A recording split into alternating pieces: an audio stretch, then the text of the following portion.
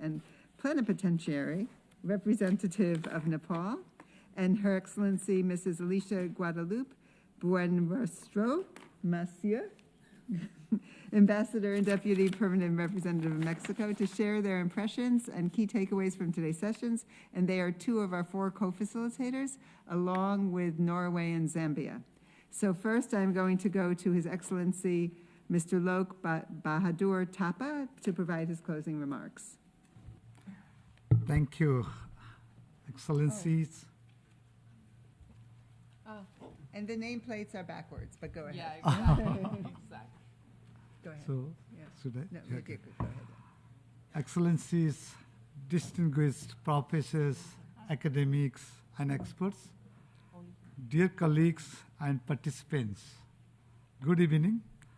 I feel proud and privileged to be with you all and deliver these remarks as one of the co-facilitators for the outcome document of the 4th International Conference on Financing for Development.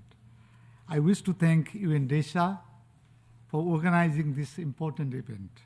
In today's event, we have seen 19 parallel academic panels on different topics of financing for development and an update from the Commission of Experts. As you all know that we have issued the element papers for the outcome document of the FfD4. In the second session of PrepCom, starting tomorrow, we are going to hear feedback and comments from the member states and the stakeholders on the elements paper that will inform our preparations of the zero draft. In this context, today's event has been very fruitful. Across the 19 parallel academic panels, we heard quite relevant and insightful views and comments from many high-profile researchers and academics on different issues and contents of the financing for development. The update from the commissions of experts was equally important.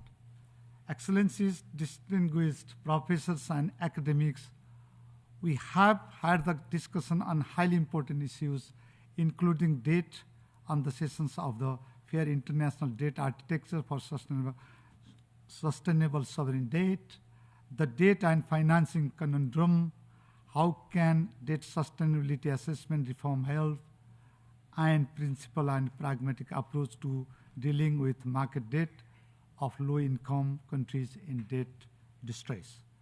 Likewise, we also heard on some of the overarching issues in a couple of sessions, such as middle-income countries and the holistic action agenda for financing for development, challenges and opportunities at FfD4, addressing the root causes of dysfunctions in the international financial architecture, how to make crisis finance work for development, crafting a global financial net fit for the purpose, and local currency loans for financing for development. Discussion on climate finance also featured in the session of disentangling climate finance from development finance and avoiding the climate debt spiral, the role of the IMF and FfD4. Your expertise, research, and policy recommendations are very useful and important. Many of you have already been involved in various UN committees and forums, which also inform your views with practical solutions.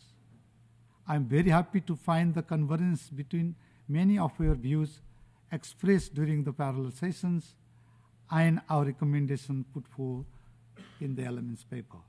Moreover, we will also see the practicability of other ideas and views. We'll discuss how far they can be brought into general approach. After hearing the academic evidence and views in the field of financing for development, I also felt we should have done at least one such session for the co-facilitators during the process of the elements paper itself. I would like to express my deep appreciation to all the researchers and panelists for your constructive engagement and comments. It not only enhances our understanding of the issues, but I believe significantly contributes to advancing the process of the outcome document.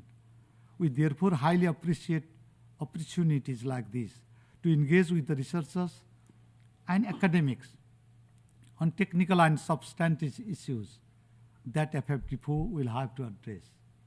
Moreover, I would like to have this opportunity to encourage you all to actively and constructively engage in the process of FfD4 and extend your valuable support. Once again, I wish to thank you all for your contributions and comments. I thank you. Thank you so much for those comments. And I think we're sort of coming to the end of our very, very action-packed day. And I also want to really just express my gratitude to all, first to you for your comments and your closing remarks, which I think really summarize, I think, what we're all thinking and really looking forward to the next steps and including the preparatory committee discussions this week. Really, there were 20 outstanding panels really covering critical topics across the agenda. And I think today's session has really demonstrated the role of collaboration and evidence-based insights from academia can play in shaping the agenda and the discussions amongst member states here in the UN. And we really hope that this is really the start of a more systematized collaboration with academia.